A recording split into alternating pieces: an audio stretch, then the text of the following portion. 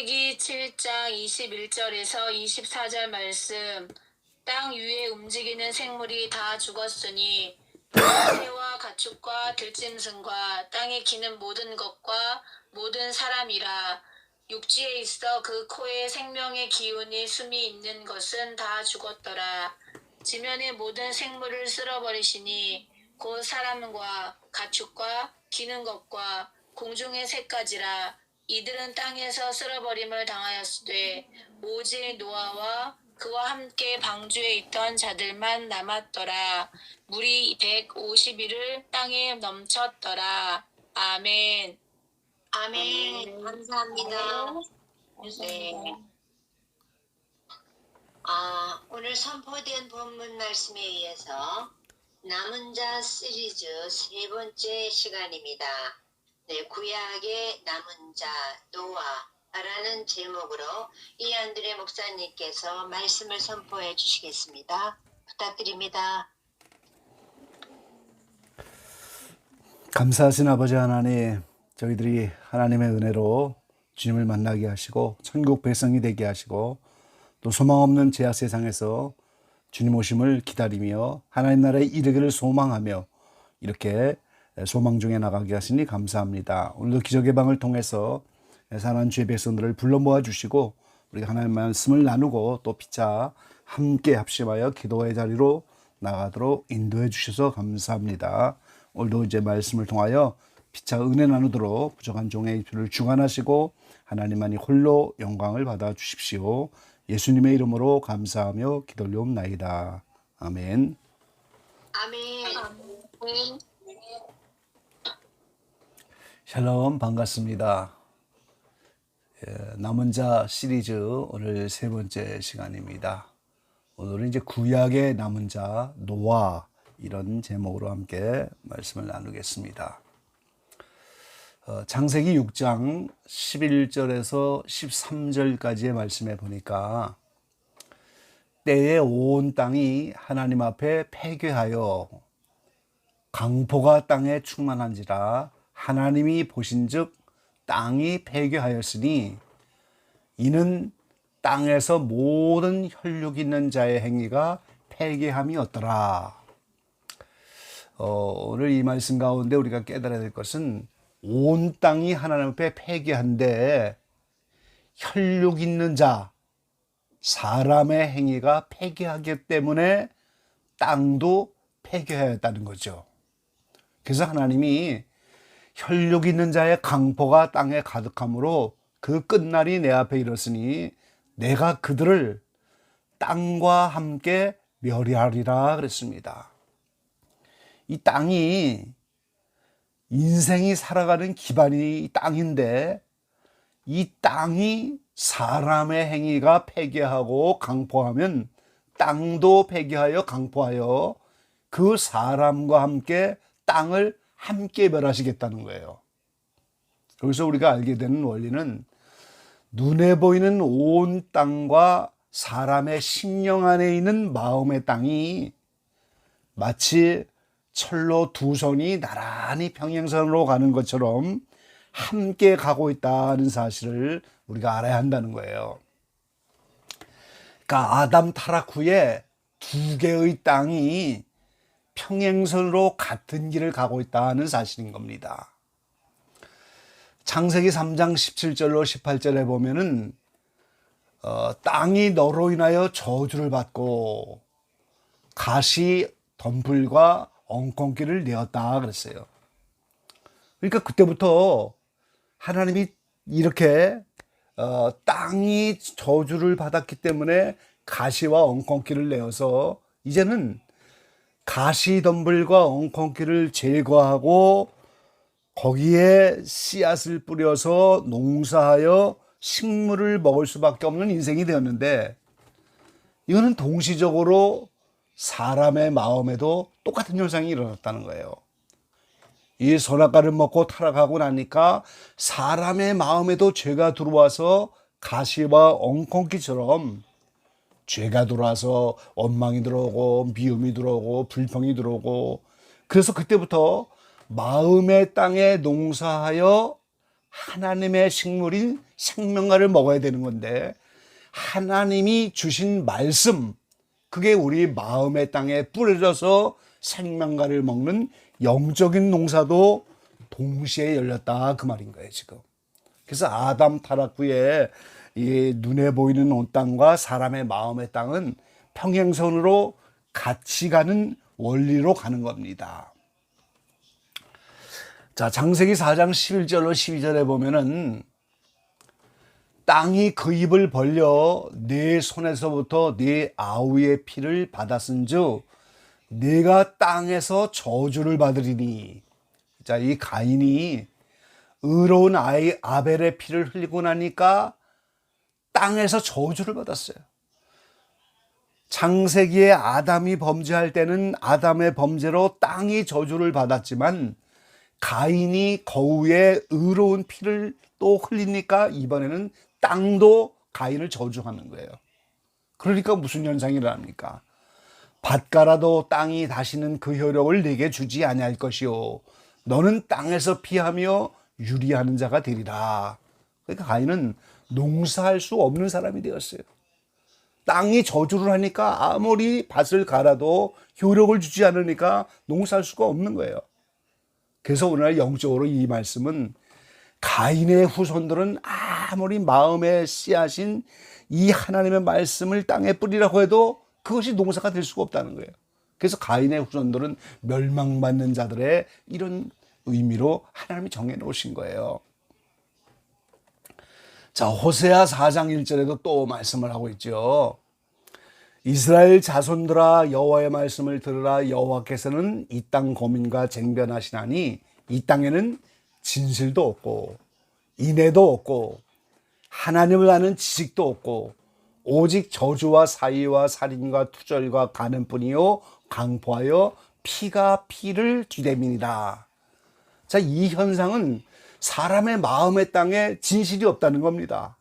인애도 없고 이스라엘 당시에 하나님을 아는 지식도 없고 저주와 사위와 살인과 투절과 간음, 강포, 피가 피를 대는 것이 오늘 이스라엘 민족의 마음의 땅의 영적인 상태예요. 근데 눈에 보이는 땅도 그렇게 되어졌기 때문에 땅과 함께 오늘 이스라엘 백성이 멸망을 당하기 때문에 그 땅은 오랫동안 황무한 땅이 되고 사람이 살 수 없는 그런 땅이 되어지는 것과 똑같은 원리죠. 그래서 이렇게 노아의 때에 땅이 강포하고 폐기하여 온 땅을 사람들과 함께 다 쓸어버리리라. 그러니까 하나님이 오늘 심판할 때가 되었고 죄가 간영하게 되었다는 거예요. 그러니까 하나님이 심판할 수밖에 없지요. 그래서 오늘 창세기 7장 21절 이하의 본문 가운데 모든 생물을 다 쓸어버리는데 노아와 그와 함께 방주에 있던 자만 남았더라 그랬어요. 그러니까 오늘 노아만 그 가족과 함께 방주에 남은 자가 되는 겁니다. 어저께도 잠시 말씀을 드렸지만 하나님은 이렇게 언약을 갱신하셔서 새로운 언약을 주시고 창세기에 아담이 범죄하여 죽은 자가 됐지만 하나님이 여인의 후손을 보내니라 한 그 약속, 그게 하나님의 언약인데 여인의 후손을 보내기 위해서 노아의 가족만 남겨주셔서 남은 자를 통해서 구속의 역사를 이어간다는 사실을 우리가 알 수가 있는 거죠. 자, 그런데 오늘 이제 구약에 이렇게 노아의 가족만 남았는데 여기서 우리가 받고자 하는 교훈은 이 노아의 때가 오늘 이 마지막 때를 살고 있는 우리의 때와 같다는 거예요. 인자의 때와 같다는 사실이죠. 그래서 노아의 때 일어난 현상이 오늘 이 시대에 동시적으로 똑같이 일어난다는 거. 그래서 우리가 오늘 여기서 교훈을 받아야 하는 겁니다. 마태복음 24장 37절로 39절에 주님이 말씀하셨어요. 마태복음 24장은 우리가 아는 것처럼 환난장이고 종말장이고 예수님이 직접 제자들에게 교훈하신 내용입니다. 마지막 때 되어질 일을 예수님이 직접 하신 말씀인데 노아의 때와 같이 인자의 임함도 그러하리라. 홍수전에 노아가 방주에 들어가던 날까지 사람들이 먹고 마시고 장가들고 시집가고 있으면서 홍수가 나서 저희를 다 멸하기까지 깨달지 못하였으니 인자의 임함도 이와 같으리라 그랬어요. 그러니까 오늘 예수님이 임하시는 이 마지막 때도 노아의 때와 같이 얼마간의 남은 자들만 방주에 들어가서 구원받는 것처럼 얼마간의 남은 자들만 구원받는 사실을 우리가 여기서 알 수 있는 거예요. 그래서 오늘 우리가 이제 알아야 할 중요한 내용은 이 표면 장력의 은혜의 때라고 하는 사실인 겁니다. 자, 이게 이제 무슨 말이 있냐면, 자, 이 모든 그릇, 컵, 물잔 다 자기 용량이 있어요. 근데 실제 그릇에다가 물을 부어 보면은 그 용량이 다 차서 조금 더 부으면 넘쳐버리는 거죠. 그런데 그 넘치기 직전까지 얼마간 자기 용량보다 수북하게 얼마간 더 쌓여 있는 그거를 우리는 표면 장력이라고 그래요. 물끼리 서로 잡아당기는 힘이 있어갖고 어느 정도까지는 그게 용량을 초과하여 견딜 수 있는 힘이 있다는 거예요. 그런데 거기다가 더 물을 붓게 되면 그 표면 장력의 힘이 한계가 있고 그 다음에는 물이 넘칠 수밖에 없는 현상이다 하는 거예요, 지금. 그래서 이런 하나님은 시대마다 노아의 때도 그렇고 지금도 그렇고 이렇게 표면 장력으로 얼마간의 더 물이 넘치기까지 잡아주는 그런 은혜의 때가 있는데 그걸 우리가 이해를 해야 이 시대에 우리가 정말 은혜의 때를 살고 있다 하는 사실을 알게 되는 거예요. 자, 그럼 여기서 우리가 깨달을 수 있는 것은 노아에게 죄가 간영해서 용량이 찼어요. 죄가 용량이 찼기 때문에 하나님이 물로 심판하겠다 선포를 했는데 선포한 그 순간에 바로 비가 오는 게 아니에요. 방주를 준비할 기간이 필요한 거예요.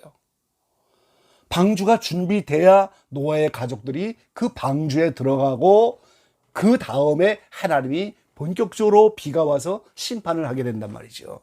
그래서 방주를 준비하는 기간이 표면 장력의 은혜의 기간이다 하는 사실인 거예요. 그 방주를 준비하는 노아의 가족은 경건한 자고 멀쩡한 대낮에 무슨 물로 심판이 오겠냐 하면서 믿지 않고 먹고 마시고 시가고 장가가고 집을 짓고 사고 팔았던 그 당시에 그 사람들은 경건치 않은 자들이에요. 그러니까 하나님이 이미 방주로 심판하겠다 선포한 순간에 경건한 자와 경건치 않은 자들이 이미 구별돼 버린 거예요. 근데 실제 심판은 방주로 노아의 가족이 다 들어가고 7일간 대기한 후에 40일 동안 본격적으로 비가 내리면서 그때 방주가 뜨고 150일 동안 창일하여 오늘 모든 생물을 멸하고 그 후에 150일 동안 물이 감하여 오늘 아라랏산에 도착하여 방주로 심판이 끝나고 노아가 나와서 제단을 쌓게 되는 것인데 이 과정 일정의 이 노아의 이 물이 7일간 대기하고 40일간 내리고 150일간 창일하고 150일간 감하고 그 다음에 아라랏산에 도착하는 이 일련의 과정이 예수님 인자의 스케줄과 일치하고 있다는 사실인 겁니다, 여러분. 우리가 그 원리를 알아 이 마지막 때에 남은 자 안에 들어가는 노아의 가족과 같은 그런 준비가 필요하게 되는 거예요. 자, 예수님이 초림하여 오셨는데 자, 복음을 선포했어요. 요한복음 3장에 보면 나는 심판하러 온 것이 아니고 세상을 구원하러 왔다 이렇게 말씀하셨는데 구원받는 사람의 입장에서는 빛이 오시고 예수님이 오니까 빛 가운데로 들어와서 방주 준비하는 것처럼 노아의 가족처럼 경건한 자가 되는 거예요. 그런데 복음이 아무리 선포되고 그래도 빛 가운데로 들어오지 않는 사람들은 방주로 들어가지 않는 세상 사람과 똑같은 원리인 거예요. 그러니까 이미 초림하여 왔을 때 구원받는 입장에서는 심판하는 것이 아니지만 구원받지 못하는 사람에게는 심판하게 된 거예요, 이미. 그래서 빛과 어둠이 갈라지고 경건한 자와 경건치 않은 자가 이렇게 갈라져 버렸어요. 그래서 예수님이 다시 오시는 재림하셔서 7년 당할 때 심판하는 그때까지 이 교회 시대 동안이 노아가 방주하는 준비하는 기간처럼 곧 은혜의 때다 그 말이에요 지금 우리가. 그러니까 저와 오늘 여러분이 지금 은혜의 때를 살아가는 거예요. 경건한 자 얼마를 구원하시려고 초림하여 오셔서 복음을 선포하여 그때 이미 심판이 시작된 것이고 실제 심판은 재림하여 오셔서 오늘 나팔이 부러지면서 심판이 시작되는데 그 기간이 경건한 자 얼마에게 방주 준비하는 것처럼 주님이 은혜의 때를 이렇게 선포하시고 그때 그것을 구원의 날이다 이렇게 선포하신 거예요. 제가 책 가운데 도표를 만들어서 요 상황을 이제 도표로 잘 여러 번 책에다가 우리가 이제 제가 쓴 책에다 집어넣어서 설명을 여러 번 해놓은 그런 부분이 있는데 이 설명을 듣지 않으면 참 어려운 부분이긴 해요. 그래서 노아의 때와 인자의 때를 비교해 놓은 것이 이렇게 책마다 다 이렇게 있습니다. 이 고린도서 6장 1절 2절에 보면은 우리가 하나님과 함께 일하는 자로서 너희를 권하노니 하나님의 은혜를 헛되이 받지 말라. 가라사대 내가 은혜 베풀 때 너를 듣고 구원의 날에 너를 도왔다 하셨으니 보라 지금은 은혜 받을 만한 때요 보라 지금은 구원의 날이로다 그랬어요.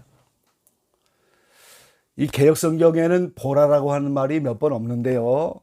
이 성경 원본의 원어에는 보라라고 하는 말이 성경에 800번이 넘게 나와요.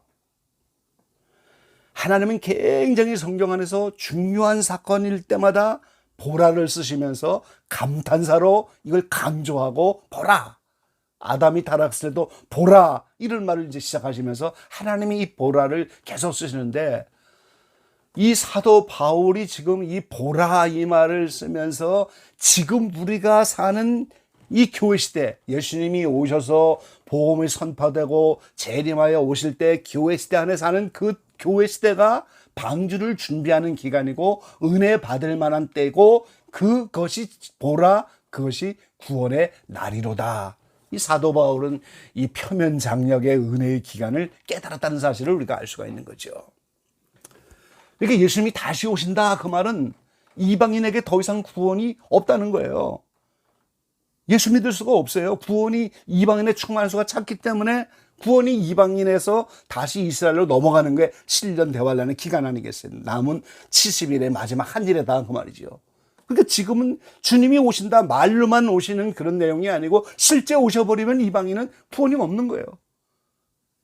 그러니까 사람들이 노아의 때처럼 이렇게 홍수가 나기 직전까지 먹고 마시고 씻가고 장가가고 집을 짓고 살고 전부 이 정욕적인 애만 빠져있고 영혼의 구원에 관심이 없고 교회는 그냥 발만 들여놓으면 다 구원이 확정되는 것처럼 이렇게 동맥금으로 가는 것처럼 착각하고 있는 시대를 살아가는 거예요.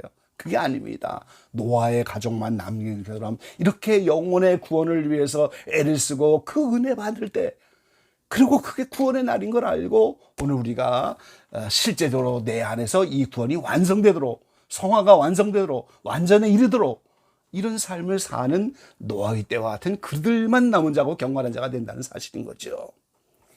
또 우리가 더 중요한 것은요.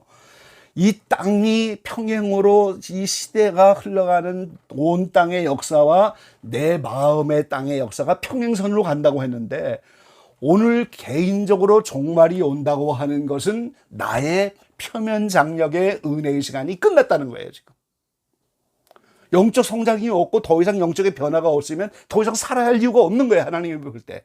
그러니까 내가 하루하루 사는 게 은혜 받을 만한 때고 구원의 날로 이렇게 성화를 이루고 완전에 이루고 방주 예비하는 그 기간인데 하루하루가 구원의 날이에요.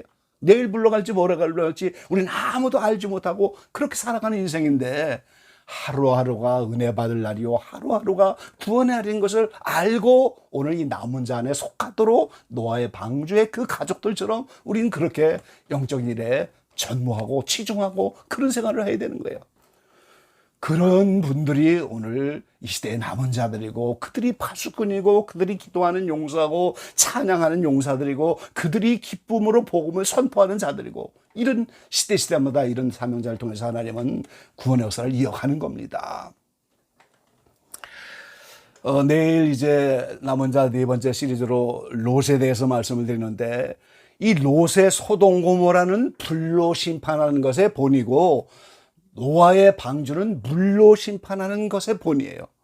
그러니까 물과 성령으로 거듭나는 것이 물과 불로 거듭나는 것인데, 오늘 이 두 가지의 심판을 면제받아야 되는데, 그 롯을 구원할 때도 롯이 소알에 도착하기까지 그 천사가 불과 영을 내리지 않고 표면 장력으로 은혜의 시간을 잠깐 허락하는 거예요.